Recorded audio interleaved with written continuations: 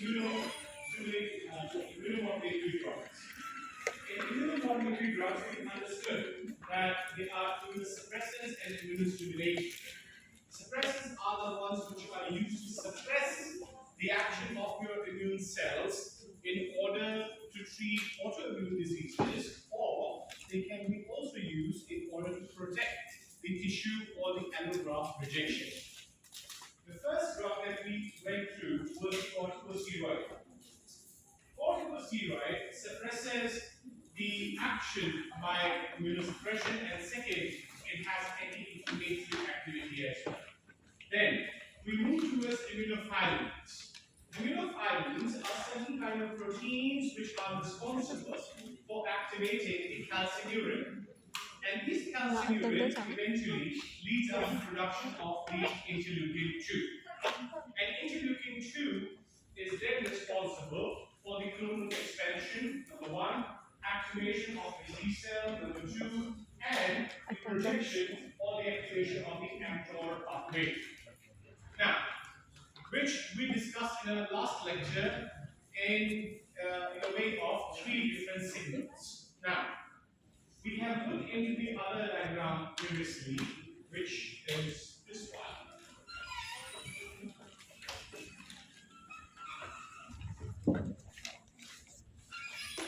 Very quickly, I will go through it one more time. So we are all on the same track. So the activation of the calcineurin will eventually lead to the activation of the nuclear factor of activated T cell.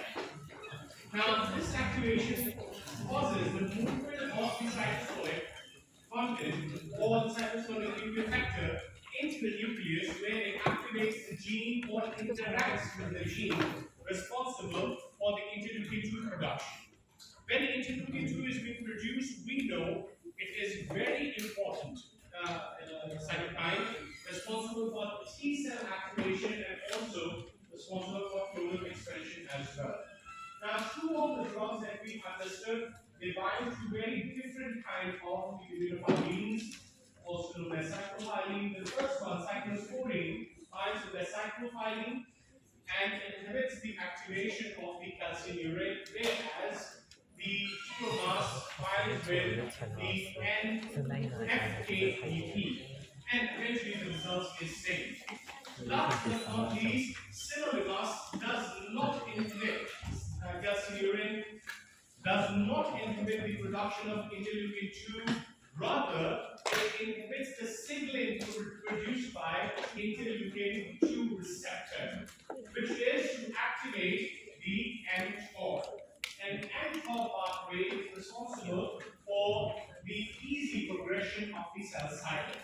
When the cell cycle does not progress, it eventually leads to the apoptosis and the autophagy of the cell. So these are the 3 very important drugs which are used specifically for targeting our immune cells. Now, let's look into them one by one. So we have understood its mechanism of action. Now, calcineurin inhibitors, these are known as these 2 drugs, particularly the cyclosporine. Okay, let's go further. So these are calcineurin inhibitors, and these are responsible for activation of transcription of interleukin 2. So we know what does interleukin 2 does, right? That stimulates the growth and differentiation of the T cell response. So in short, when the calcineurin is inhibited, it eventually blocks the action of the nuclear factor of activated T cell, which is a factor responsible for activation of the interleukin 2 gene, which will then inhibit the growth and differentiation of the T cell. Now, let's look at the use of the cyclosporine. Why we are even using it. It binds to the cytosolic protein, cyclophilin, in the lymphocytes to form a complex, and this complex inhibits the calcineurin, inhibiting the transcription of interleukin 2 and interleukin 2 receptor. It inhibits lymphokines, means the cytokines produced by the lymphocytes, particularly interleukin 2 and interleukin release as well. So the production and the release both are inhibited. And because of that, this drug is very, very important for for kidney and heart transplant.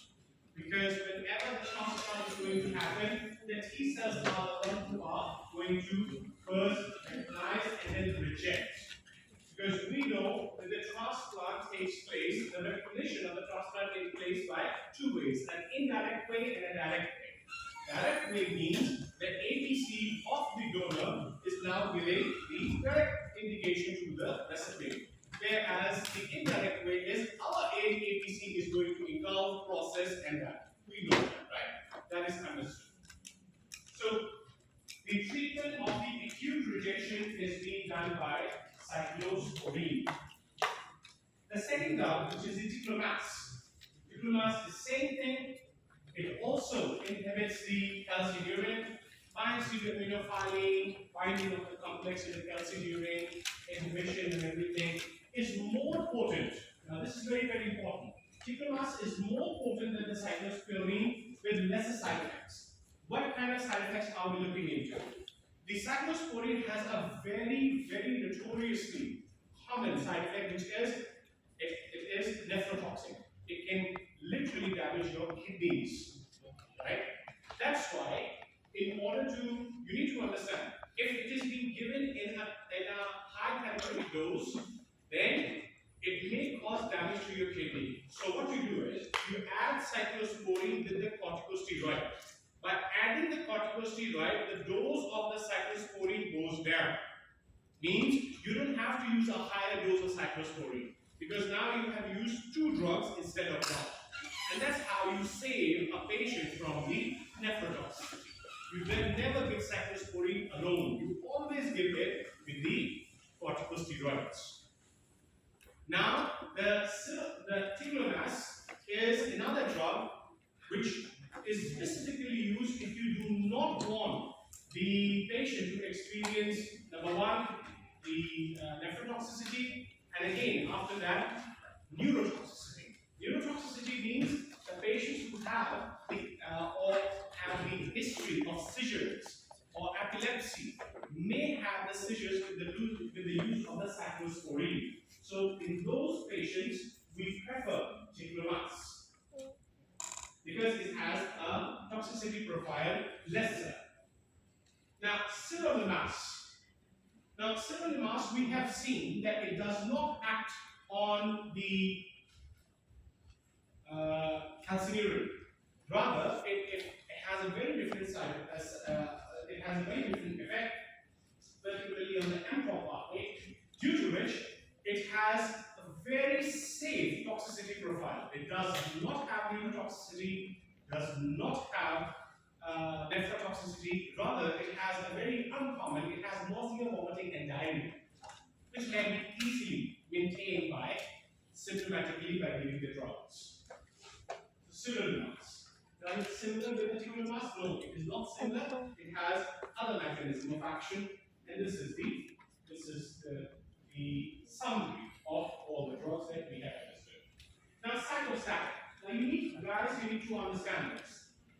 There are two different kinds of drugs that we can use. Either they are, if we want to kill. Okay, let me help you understand. These same drugs we use for cancer as well, right? Same drug. These are anti-cancer drugs as well. We use them in anti-cancer therapy.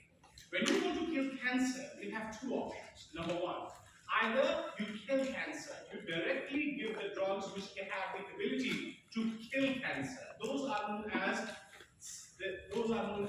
cytocidal drugs. Cytocidal drugs means they can kill. Simple. The other ones are known as cytostatic, means they will make the metabolism of the drug static.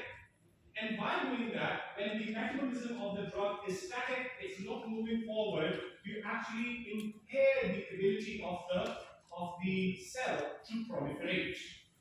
When you impair the ability of the cell to proliferate, then it eventually leads to the autophagy, means the cell may die. Because you have inhibit its life cycle, the cell cycle. So when you inhibit its life cycle, you activate the mechanisms which are responsible for its apoptosis. And that's exactly what happens over here. These are known as, particularly also known as inhibitors of growth factors. Growth factor means that they are, for example, if you are cooking something, right? You need ingredients. If you don't have ingredients, you cannot cook, right? Right. The most important thing is if you are dealing with something which is related to chicken or meat, you need chicken, right? If you take out the chicken, you cannot make that recipe, right? That's exactly what we do over here. In order for our in order for our lymphocytes to have a proper cell division. Proper cell division means you need to understand that if our organ transplant have taken place, and if our T cells proliferate, identify, and then proliferate against that tissue, it means that tissue rejection level is very high. Okay? Very high means that if, for example, our T cell identify that tissue as a foreign particle, and then after that it starts to bring on their army bigger and bigger and make an attack, then the tissue rejection chances are up to 100%. But what if our immune cells, they are able to identify, yes, but their army never grow. And since they don't have an army, we cannot attack on a foreign particle. If the foreign particle cannot be attacked, it means the tissue rejection level goes down. That's exactly what we do over here. What we do is, the most important part for the tissue proliferation, the T cell proliferation is its DNA. Whenever they will identify a foreign antigen, then the first thing which will happen, the T cell will start to make, or they will be proliferated. But if you somehow take most important ingredient out of their DNA synthesis, which is their purine and pyrimidine. Purine and pyrimidine. Very, very important for the DNA, right? If you take that out, then the most important ingredient of the recipe is taken out. The DNA will stop proliferating. Means, in the cell division, what happens? The one cell is divided into two, right? That's the whole process says, right? So, what happens? In the start, one cell makes copies of each organelles. For example, one ribosome over here. I'm just giving you an example. This is not one ribosome, of course. If there's one ribosome over here, one ribosome will be for this cell, one ribosome will be this cell. Then, if there is a DNA needs to be divided into two, one DNA for this one DNA for this one. But what if you take out the most important ingredient and the DNA cannot be divided into two, and the cell proliferation stops? That's exactly what these drugs do. Now, what they will do? Let's see. Now, pharmacologically inhibit the lymphocyte cell division. How do they inhibit the cell division? They actually inhibit the cell division by taking out the important ingredients. For example, methotrexate. Methotrexate is a very important drug in the anti-cancer therapy. At the same time, it is also used for the rheumatoid arthritis. Why? Because your lymphocytes are now attacking your own synovial tissues. So what you do is, you give the methotrexate and you inhibit their proliferation so they do not attack your own tissues. Okay? Now, what does methotrexate do? Methotrexate actually works on a very important enzyme, and that important enzyme is THFR, dihydrofolate reductase. Dihydrofolate reductase. As the name suggests, it is an ACE. ACE means it's an enzyme. The function of this enzyme is to convert their dihydrofolate into tetrahydrofolate. Now, when this tetrahydrofolate is being produced, it will help out the cell to make purine synthesis. And this purine is very, very important ingredient for your DNA, particularly for your T cell and B cells or lymphocytes. So, if we inhibit an enzyme which is responsible for conversion of dihydrofolate into tetrahydrofolate, and when never take place, it means the purine synthesis cannot take place. If the purine is not there, the DNA synthesis cannot take place. And hence, the cell proliferation is shut down. That's how it happens. Now, let's see how it happens. The dihydrofolate reductase catalyzes the conversion of the dihydrofolate to the tetrahydrofolate. Methotrexate in a high affinity binding for this and compatibility for the reversible inhibitor of this. Now, you need to understand this. Our body takes whatever you eat. The body does not understand what you have eaten. It will break it down into its minor and major components. Major components is protein, lipids, and carbohydrates.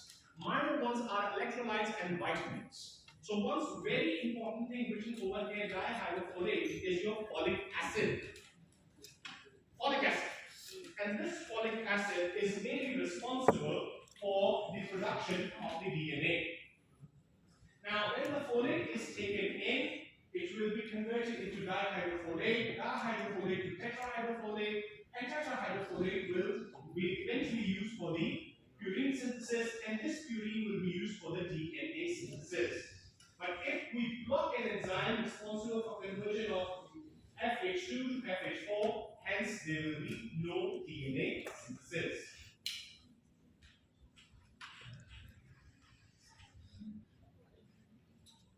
So, there is a problem, guys. There is a problem over here. And the problem is that this drug particularly acts on fast replicating cells. Okay? You need to understand this. If the cell is replicating fast, it means it requires more purine.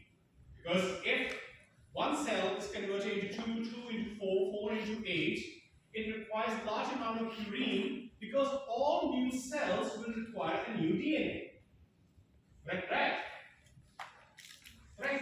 Means a cell has identified a foreign particle. Now it is trying to make as much T cell as possible to make an attack on that particle. Now what we are doing is, we are inhibiting the purine synthesis so that new cells cannot be made. If the new cells cannot be made, then the attack cannot be made, and the tissue rejection will go down. That's exactly what we are doing. We are making our immune system to be compromised. Now, there is a problem, and the problem is this, that during this, we are doing this to inhibit the tissue rejection. But at the same time, there are one very important cells in your body which are also fast replicating, and that is your GI tract. All the way, your GI tract means your esophagus, all starting from all the way to the anus, right? It is fast replicating cells, and that's why methotrexate can also inhibit the synthesis of your GI tract cells. And when your GI tract cells or gastro cells are being inhibited, you will experience the GIT related symptoms: nausea, vomiting, diarrhea, ulcers. Because it is made, the drug is given in order to suppress the proliferation of lymphocytes, but it is non-selective. It will go and inhibit the synthesis of in any cell which is fast replicating. And in this case, we have our GIT. Right?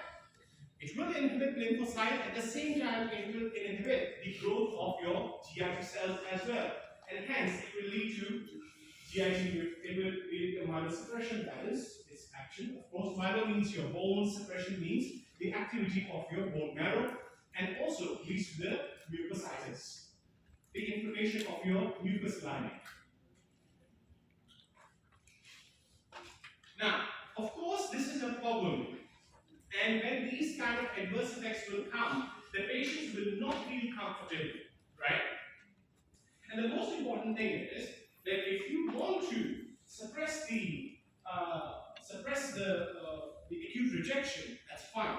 But at the same time, this dihydrofolate reductase is very, very important This is very, very important because it is useful for your red blood cell function. Means your red blood cell cannot function without the folic acid or the dihydrofolate.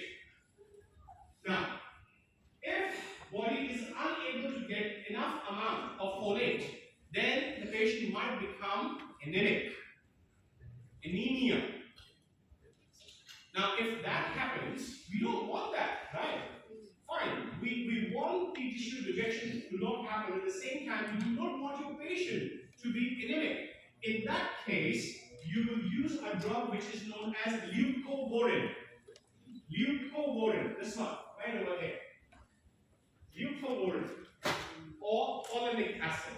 Now, when you will give leucovorin and the folinic acid, your methotrexate is inhibiting all that stuff fine.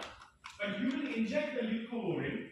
The leucovorin will directly induce the synthesis of purine over here, and hence the patient can be saved from the anemia. Means if you want to reverse the adverse effects of methotrexate, you can use a drug. I will not say the word antitose because it's not an antitose, right? Rather, I will use, if you want to reverse the side effects of methotrexate, there is a drug in order to do so, and that is leucovorin. Leucovorin can reverse the adverse effects of the methotrexate, and that's why it is usually given with the methotrexate as well. Now, possible adverse effects include anemia, which can be returned with the leucovorin, neutropenia, increased risk of bruising, and nausea as well. Now you guys know why it has these adverse effects. Azathioprine. Azathioprine is another drug, and it has same function as well. Means it is cytostatic. It will take out the most important ingredient of the DNA recipe, and this will inhibit the proliferation of the lymphocytes. Now, azathioprine, guys, it is a prodrug. What do I mean by prodrug? Prodrug means that it is a drug which is inactive in nature when it is given. But when it goes into your body causes it to do something, and then it converts it into an active drug. Now, in this case, azathioprine, when it goes into your body, it is converted into 6-mercaptopurine. And later, by going through a lot of metabolism, right? For example, 3 different kind of enzymes X on it. Guanosine monophosphate synthase, inosine monophosphate dehydrogenase,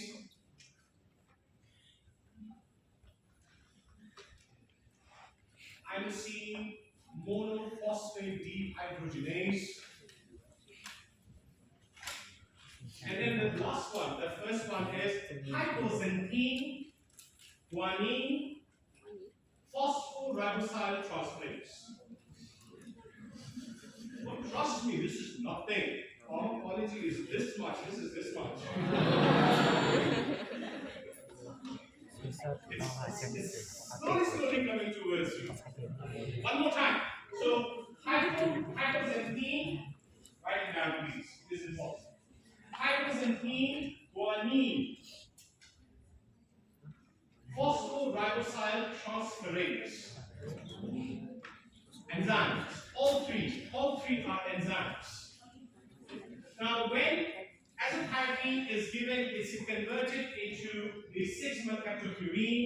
6-mercaptopurine will be further transferred into the 6-tyrosine nucleotides, or TGA. Now, when this whole process takes place, then let's see what happens.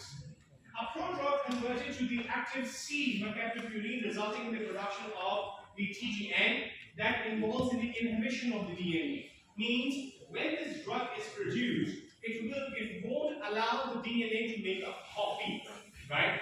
When the copy is never made, a new cell is there, but the copy of the new DNA is never delivered, hence the cell will be apoptosis. No DNA replication. A safe and effective drug used alone in certain used alone in certain autoimmune diseases or in combination with immunosuppressant in organ transplantation.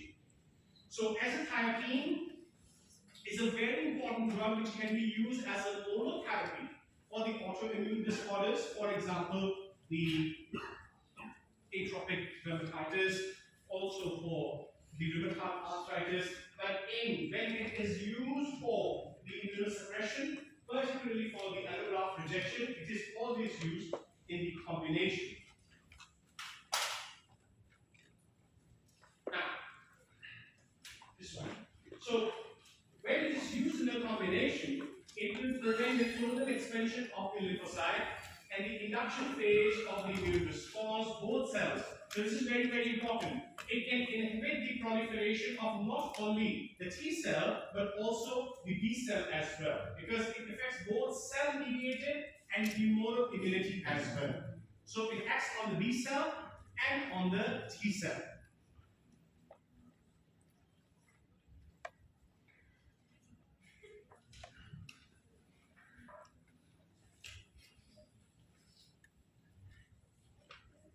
Last but not least will be the MMF, or mycophenolate mofetil.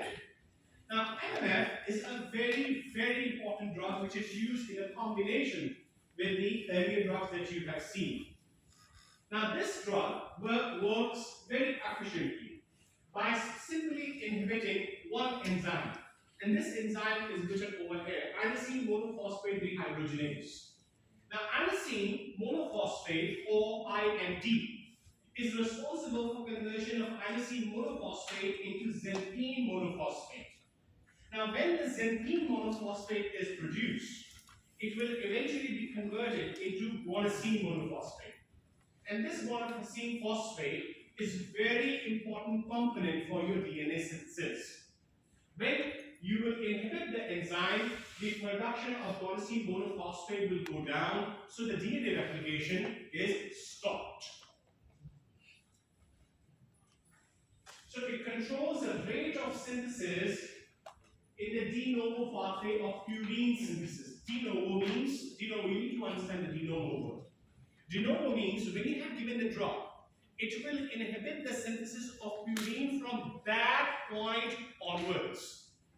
Means whatever purine has been made previously, it cannot inhibit its action. De novo means from this point, French, this point onwards, new synthesis of the purine will be inhibited by this drug. Whatever purine has been made earlier, we cannot do anything about it, because they have already been made. Now we can inhibit the purine synthesis by simply inhibiting inosine monophosphate dehydrogenase. This is an enzyme, and MMF works as a substrate. When the enzyme is filled up, it won't be able to convert the inosine monophosphate to xanthine monophosphate. Now, this drug is specifically used in a triple therapy. Like I said earlier, we use combination therapies for two purposes. Number one, to make sure that the tissue rejection does not take place. That's one. Second purpose of using triple or quadruple therapy is to decrease the adverse effects. Because if you're using a single or a two drug, the concentration would be too high at the therapeutic doses, it might produce adverse effects. So we combine the drugs in order to potentiate the action of drug A will potentiate the action of drug B. Drug B will potentiate the action of drug C. And with that, you can manage the dose and toxicity at the same time. Right? So in this case, involved in a triple therapy together with the immunophilin regimens means this drug is used with the cyclophilin or tacrolimus, and prednisolone means one will be this, MMF, second will be either cyclosporine or tacrolimus, and the third one will be the prednisolone. So that makes it a triple therapy for the tissue rejection. More lymphocyte specific, this drug causes less bone marrow suppression, means myelosuppression that we have seen with the methotrexate. It's very less with this one, with fewer opportunistic infections. Means when your immune system is being suppressed, the opportunistic infections are those which are present in your body, but your immune system does not allow them to flourish. So with this drug, there is a lesser chance of having those infections and the lower incidence of acute rejection as well. The main side effect associated with this one is the diarrhea or the GI disturbance.